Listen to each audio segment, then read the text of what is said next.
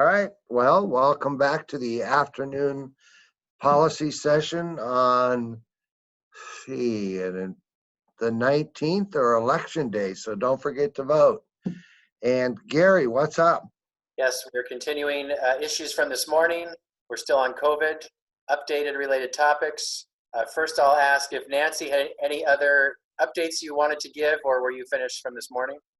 No, I was finished from this morning, but I will give the update that we have a letter in draft, which I just looked at, and we have the plan has been updated and being reviewed as we speak. Great, thank you. The plan is to submit it today, commissioners, so I will email you as soon as that occurs. And if it's a delay, I'll tell you why, but our plan is to get it in today. So if when the letter's complete, I'm up here, I wanted to sign it. Where is it? In Nancy's office? Right, it will be in my office, yes. Okay, so if you guys let me know before I leave here, I'll run right over.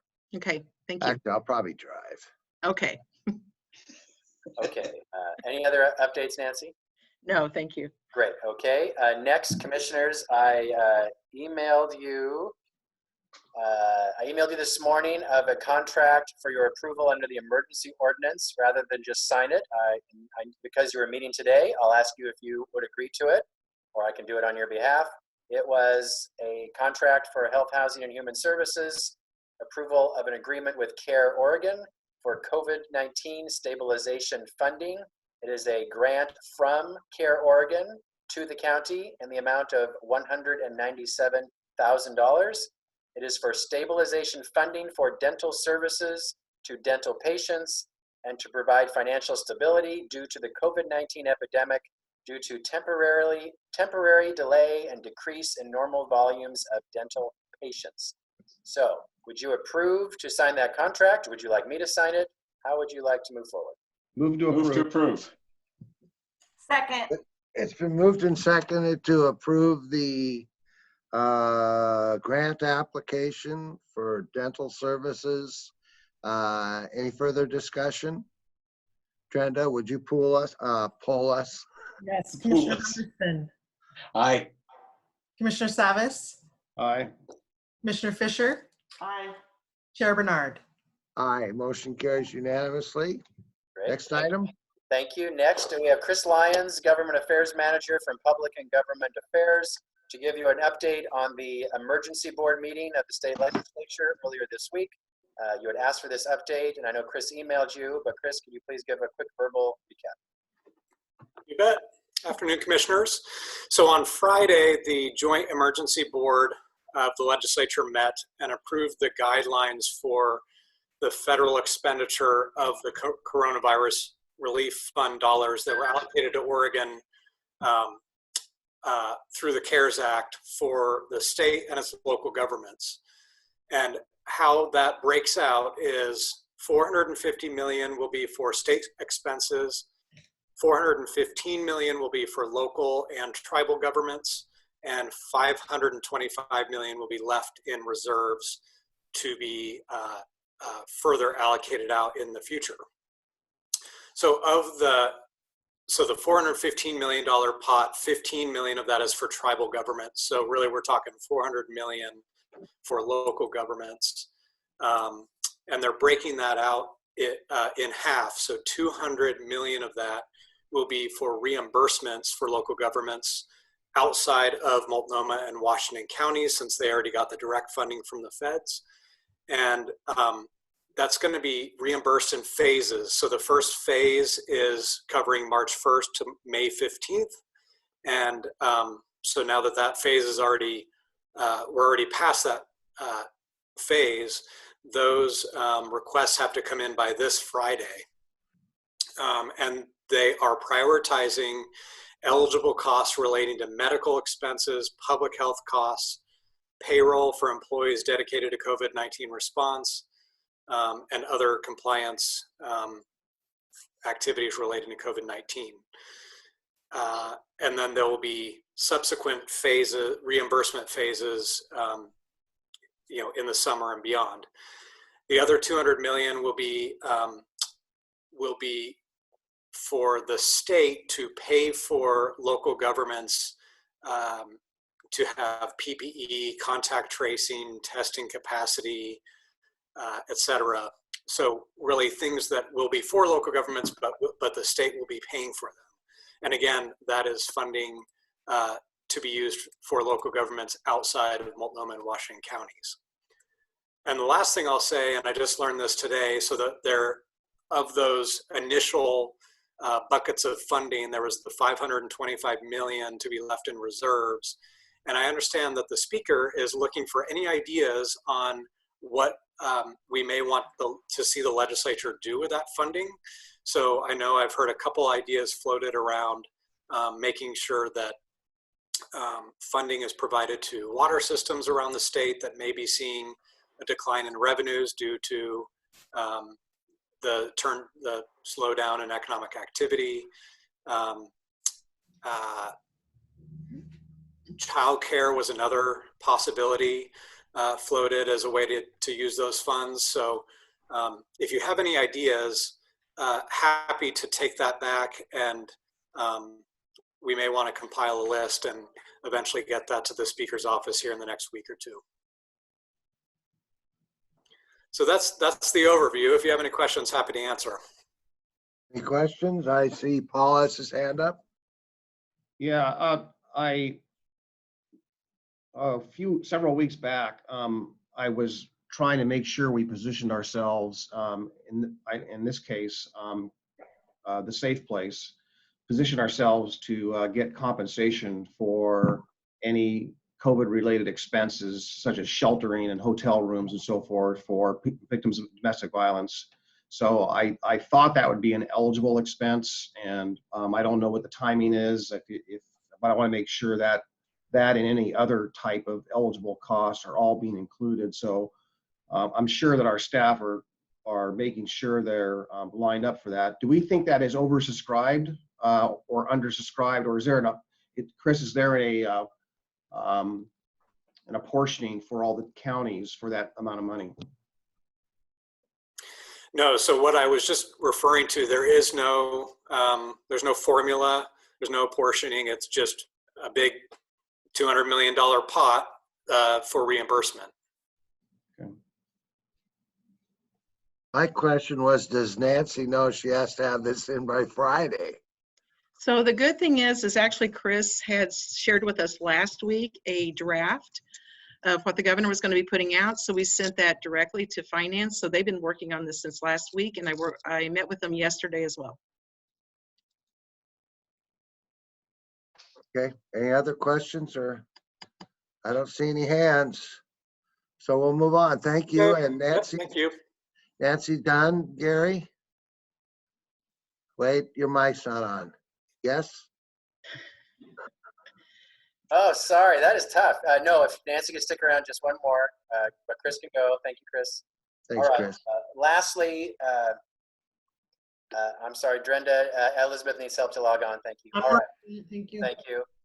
So commissioners, I asked you last week if you would agree to temporarily close some county buildings until June 1st. You are not meeting in issues next week because you'll be in budget committee hearings. So I gave you a heads up yesterday that I'd be asking you today, and you don't have to decide today, but I am going to ask your permission to extend the temporary closure of most county buildings, not all, but most, until June 15th. So staff can have time to finalize our plans for allowing the public back into our buildings. There are many steps that have to occur for that to happen. We are working on that. The Emergency Operations Center is working on that, on a plan for departments to allow the public back in. There is significant work that we need to do, as you know, to have shields around public counters, to have one-way traffic, to limit access to elevators and restrooms, and a multitude of things that we need to focus on. And for those of you listening who may think, well, what have you been doing here at Clackamas County for 2 months? Let me tell you, our first priority was making sure that we could provide services remotely to the public. And frankly, we weren't ready before this because we've never faced a pandemic of this magnitude. And I'm very impressed with how quickly all staff got to where we need to provide services to the public remotely. Second was allowing employees to slowly come back to work into county buildings. That was our next priority, and that is in progress right now. And now finally, we're ready to focus on getting our buildings ready for the public to come back in. I'm hopeful that we will be ready in a week or two, but I don't want to give a false timeline. So I'm asking if you would extend the temporary closure of most county buildings until June 15th, knowing that we have been and will continue to serve the public by appointment. We can extend that work a little bit more, as ensuring we maintain safety protocols. But I am asking your permission to extend to June 15th. If you don't want to decide today, I will need you to decide by this Friday, please. Happy to decide. Paul has his hand up. Yeah, when this came up, I think it was about, well, almost a month ago, about 3 weeks ago. I think we were kind of somewhat given the impression that we would have that kind of resolved a couple weeks ago, which would have been, I think it was April 20-something, 22nd or 1st meeting. So my question is that sounds like it's more, as far as putting the stuff together, a facilities type project for facilities to do all the upgrades. And so is there a punch list, or is there a more certain timeline? I know that probably every business in the country is probably trying to find shields, and the industry is probably swamped. So I don't know where we stand as far as positioning ourselves, but I would certainly think that as I watch businesses nearby already have all that and put it up, that they've been successful. I'm hoping we can be as prompt as they are. Yes, I'll ask Nancy to help address this. There is a punch list that is still being compiled. Our facilities and risk departments are all working collaboratively with the Emergency Operations Center to make sure we have a checklist for departments to complete. But Nancy, could you add to that, please? Yes, and Commissioner, there are some things that are already done or have already been ordered. So we actually have some things already completed. So we need to take a look and make sure that we're ready to open for more staff to come in, and to make sure we can serve the public safely. But we definitely have the punch list, and we actually already have some things done. Okay. All right. So you need a vote on this, or just a thumbs? A vote would help, because that's what you've done up to this point. So yes. You have Commissioner Schrader with her hand up. Martha? Your mic. Yeah, I just think that caution is the better side of valor at this point. And I remember getting in a little bit of hot water by saying I anticipated June 15th, but turns out that You were right. my timing is on here, because the issue is not that we haven't been, people have been working their asses off. Pardon my French, but we got to make sure that building's safe. It's going to take some time. So give people the time. We don't want them in our building becoming the COVID hotspot, for crying out loud. So I'd say vote now, yes. Ken? First, I'll move to approve. And secondly, as far as I'm concerned, you don't open up until you, the doctor, and Nancy Bush are convinced that you've got it as safe as you can get it. Our staff's health and safety, and the public's health and safety comes first, period. A little inconvenience is what we got to deal with, and that's what we got to deal with. I'd rather be at the office myself, but the reality is that's not feasible at this time. So we do what we have to do. Is there a second? All right, it's been moved and seconded. Any further discussion? So who's here to poll us? I am. I'll do it. Okay. Commissioner Humberston, Aye. Commissioner Savas, Aye. Commissioner Fisher, Aye. Commissioner Schrader, Aye. Chair Bernard. Aye, motion carries unanimously. So what I'm doing here, why I can't see everybody, is I've got this panelist list up where I can see the hands, and it blocks one section of the my screen. I don't know how to fix that. So anyway, let's move on to the next issue. Thank you. So Nancy, thank you. You're welcome to go, although you can stay if you wish. Next, we have non-COVID Don't business. do it, Nancy. Go, run as fast as you can. We have some non-COVID business. We'll start with Dan Johnson. If we could bring in Dan Johnson, please. from Transportation and Development, and that is two things. First will be a short-term rentals update, and then followed by a climate action plan update. So as soon as Dan's on here, we'll let him start. I cannot get rid of that background. I don't know what's going on. My apologies. Notice no hat today, people. I was It's gonna say, it's all natural. This is all for you. A coat and tie? A coat and tie. I'm not sure what to do with this. If I do it to the side, or I don't know. I'll What's cut it for you. Yeah. I think you ought to moose it up, buddy, and get it like a big spike, you know. Well, next Jim, do you have any time, tips all for for me? you. Next time, all for you. Or you can shave the sides and have a mohawk. I'm not quite that far yet. Okay. My daughter's asked to do it, and I've said no. So, No. hey, I want to thank you for your time today. Again, Dan Johnson, Director of Transportation Development. I'm here to talk about short-term rentals, and I want to just talk to you briefly. So this is a topic that's near and dear to all of your hearts. So after nine or 10 policy sessions, I lost track, and a robust public involvement process, our long-range planning program is at a point where we want to go, our point where we could be going forward to adopt county code amendments to the Planning Commission and the board to allow for short-term rentals, with the development of a corresponding short-term rental registration program adopted in the county code. If you recall, this program was a partnership with tourism, finance, code enforcement, CCSO to some extent, to ensure the requirements of the program could be satisfied to the board's desire. That was all pre-COVID. So saying that, a lot's happened since the last time we met.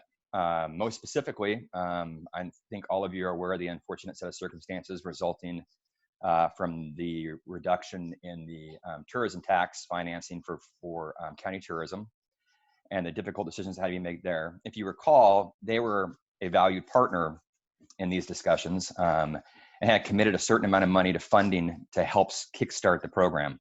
That funding is no longer available, I'm sorry to say. Creating further concerns are future funding forecasts due to the COVID event. We're trying our best to get a handle on these forecasts, but there are still a lot of unknowns that will play out over this next upcoming fall and into the winter months and spring. So with that, I kind of want to present a couple options just for the board, or get the boards, get some clarity from the board about how they'd like to proceed. I have three options here for you to consider. One is for you to direct us to advance with the amendments to the ZDO and development of the registration program. That will require me looking for additional funding. And I will be honest with you, I'm not sure where that's going to come from in light of the recent general fund cuts. DTD had about a 15% cut as a whole. Needed cuts, no problems there, but I'm just telling you, it will be difficult to find some cash to start the program up. The second option would be to proceed with amendments to our ZDO at this time and allow them, but put a hold on implementation of the registration program. That really is not consistent with the messaging we have done with the public to date. We have been pretty clear about amendments to the ZDO and establishment of some sort of registration program. So I offered to you a third option, and that I can't even believe I'm telling this to you, but the third option would be to put a hold on the entire process at this time and revisit it in about 6 months. If you agree to move, 6 months is an arbitrary time, but if you were to agree to move forward on this recommendation, I'd prefer to do it to a date certain. That way we would know when we would be coming back to the Board of County Commissioners to get authorization to move forward on it. I would suggest the 17th of November during issues, we would at least do an update to you to get your authorization to move forward. I will let you know also that if you choose to delay this project, our long-range planning program has a number of projects in addition to this short-term rental project. If postponed, they would look to advance a number of the housing projects requested by the board. So knowing the feedback and passion on both sides of this discussion, we would recommend option 3, to put it on hold, put the entire process on hold, and the BCC revisit it in 6 months. Hopefully we would request a date certain for issues on November 17th. That's all I have. If you have any questions, I'd be glad to answer them. So Dan called me and asked me what I thought about this, and I said, I think it's appropriate to put it on hold right now. And the November 7th seems great. 17th. 17th, excuse me. And so go to Sonia first and then Ken. Sonia? Yeah, I'm just wondering, Dan, how close, we got pretty close to resolving all the issues. Were there any areas of controversy left? We got to a point where we had a package that we were going to put forward, but you still had a process in which it had to go through public comment, through our planning commission, and also through hearings. I would assume that you would have heard some concerns raised by the public. Okay. Yep. That was my question. Thank you for refreshing my memory. Yep. So I would also support just coming back on November 17th. Okay, Ken? When is election day in November? 2nd. Hold, please. Is it November 2nd? Well, let me put it this way. The point of my question is, we will have a new sheriff at that time, and enforcement was one of our major issues in trying to work this stuff out. I'm thinking postponing it till after the election. We know who the new sheriff is going to be, and have some discussions with the new sheriff on the enforcement provisions before we get back into it. Might be helpful. Good point. Election is November 3rd. November 3rd is election day. Then, so Okay. the 7th. That works. All right, so we all thumbs up for waiting until November. Okay, thank you, Dan. Perfect. Thank you. All right. So next, Dan, climate action update, please. So at last week's business meeting, there were a couple of questions raised by a citizen about the status of some of the climate work being led by our sustainability program and other partners. I'm here to give you, I think it was Commissioner Savas asked for kind of a brief update. I'm going to give you a very brief update. Climate action plan development. I am here to confirm this work is going through the normal procurement process. That is a contract to get a consultant on board to help us develop that plan. It was delayed for a short period due to some of the COVID issues and the need for procurement to support EOC, but it is back on track and it is moving. Related to that, I'm happy to report that work has been completed on the countywide greenhouse gas emissions study. And we will be sharing this information with the board on June 9th. So work has been moving there. As it relates to green energy purchases, which you had a presentation from Water Environment Services and Evan Polk from Sustainability. I'm confirming that representatives from WES and Sustainability are moving forward with these green energy purchases. The BCC authorized earlier this month. As the Clackamas County's efforts facilitated through our sustainability program, we have 3 primary elements. I just talked about the fact that the renewable energy certificates are moving forward. We also are moving forward on the green futures and the community solar. We're just basically queuing work up on that now. So when those programs come online, we're able to move forward on those efficiently and effectively. So that's all I got. If there's any other questions, I'd be glad to answer them. I see Paul has his hand up. Yeah, well, thanks, Dan. You kind of answered my question. I just wanted to be sure that if we had any opportunities to purchase clean power at an attractive price, that we were positioned to do that and we didn't pass an opportunity, or an opportunity would not pass us by. So thank you for the update. You're very welcome. And thank you to the board, because your authorizations to allow us to go forward with that have positioned us strategically to move forward when we need to. Thank you. Oh, All right. Ken. Ken. Dan, would you send the bullet points of that environmental discussion you just had to all of the board members, and particularly Martha and I, because we've been liaisoning with on these issues. We've got some folks out in the public that have been asking us about where we stand on these things. I'd like to have those bullet points and be able to give it to them so they can see that we're making progress. We will send those to you this afternoon. Thank you. Yep. All right. Any other hair requests? You guys good? No? Yep, we're Okay, good. Thank you. Yep. Take care. Gary, Thank you. get All that right, hair next, done. for bringing Elizabeth Comfort, Interim Finance Director. Commissioners, we want to give you a quick update on the budget.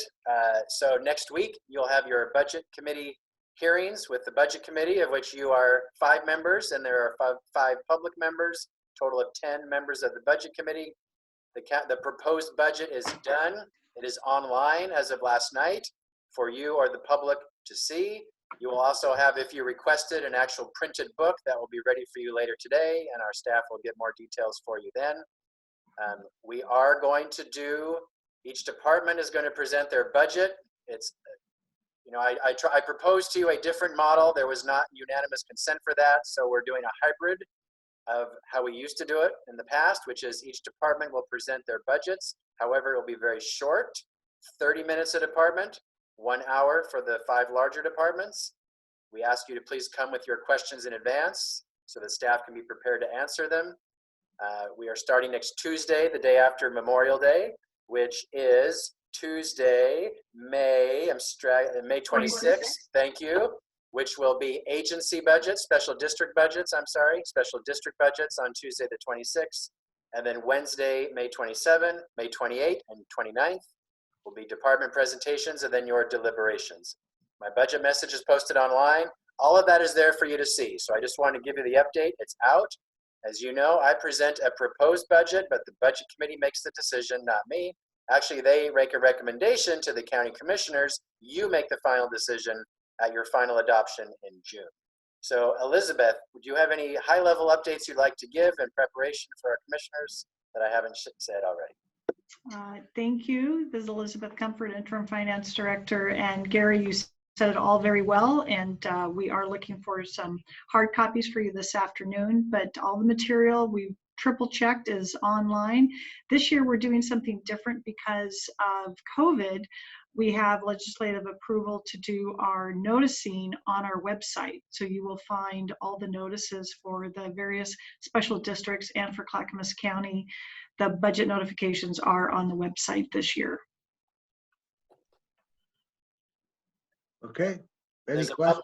public meeting will be next Thursday, I lost my calendar again. Next Thursday evening will be the public hearing.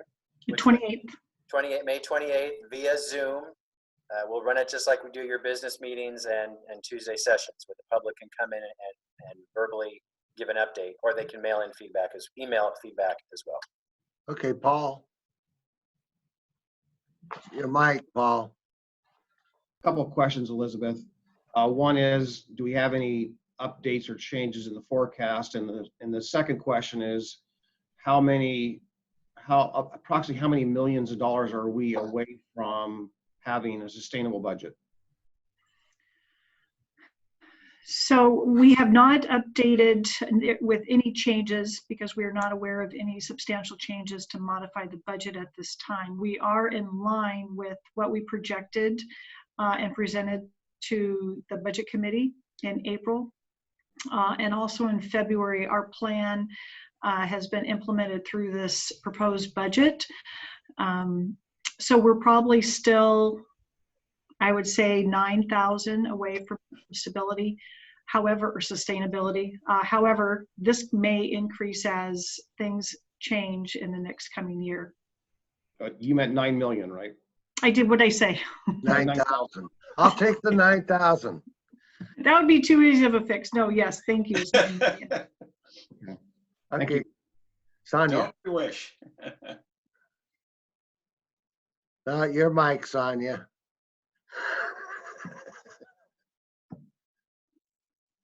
I'm trying to use the space bar and all it does is bring up all the panelists. Oh. So sorry about that. Question, we know that the forecast from the state is coming out tomorrow. We're anticipating some significant challenges. We have many services that we provide through Clackamas County that receive most of their money from the state. How are we looking to address that issue given the timing of everything? Yeah, excellent question.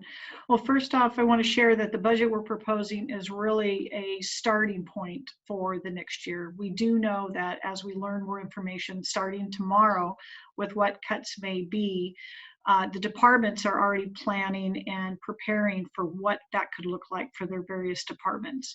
So after we are into the new year, the 2021 fiscal year, we will most likely be coming to you shortly with a supplemental budget to address any changes that we need to identify.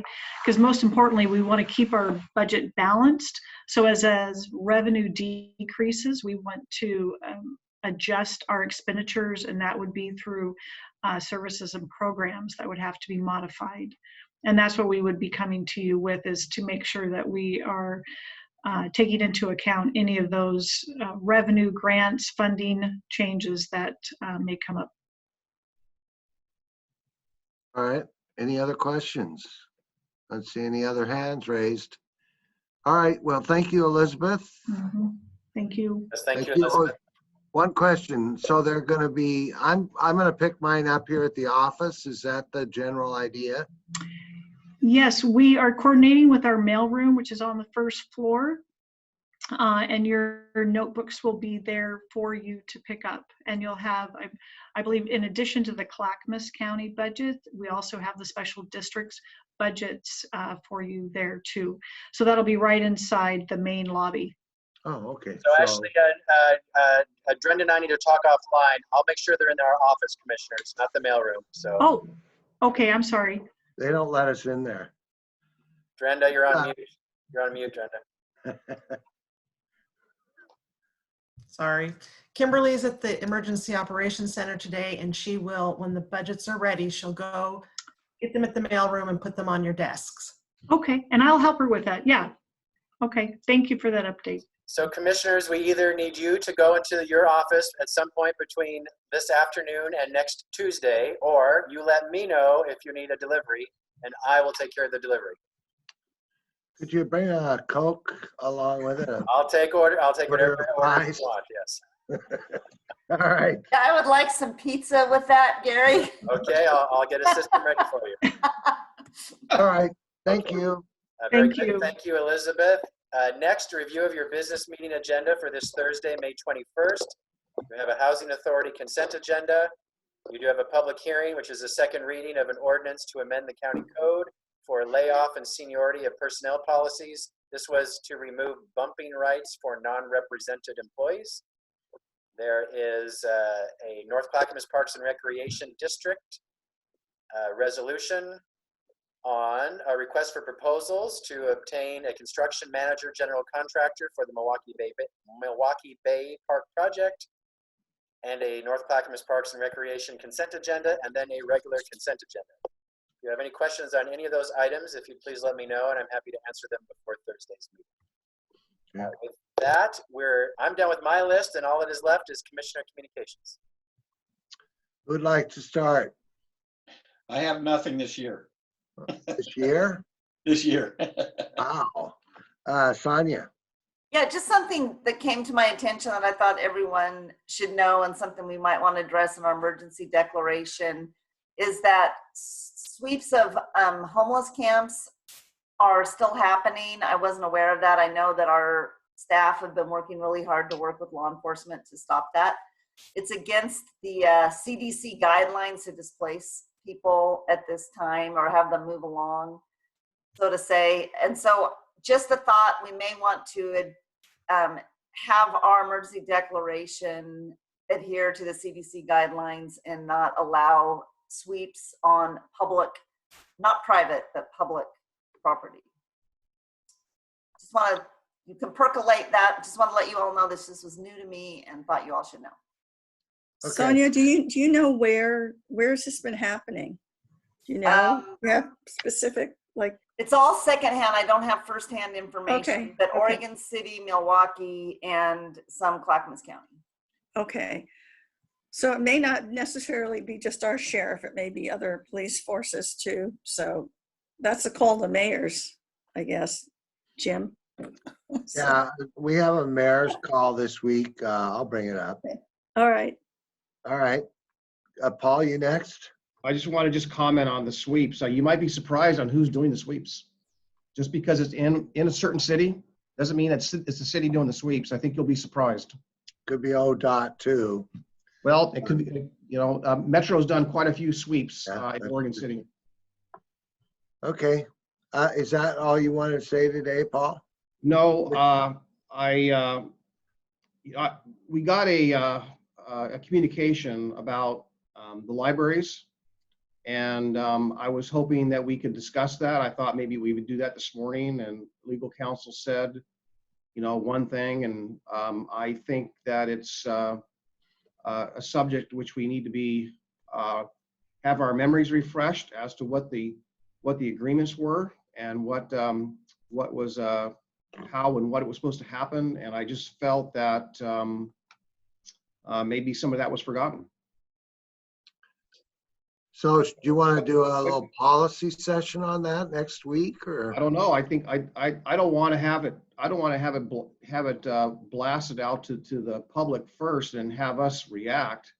I think we should have a session with us and have it explained. But I think people need to be.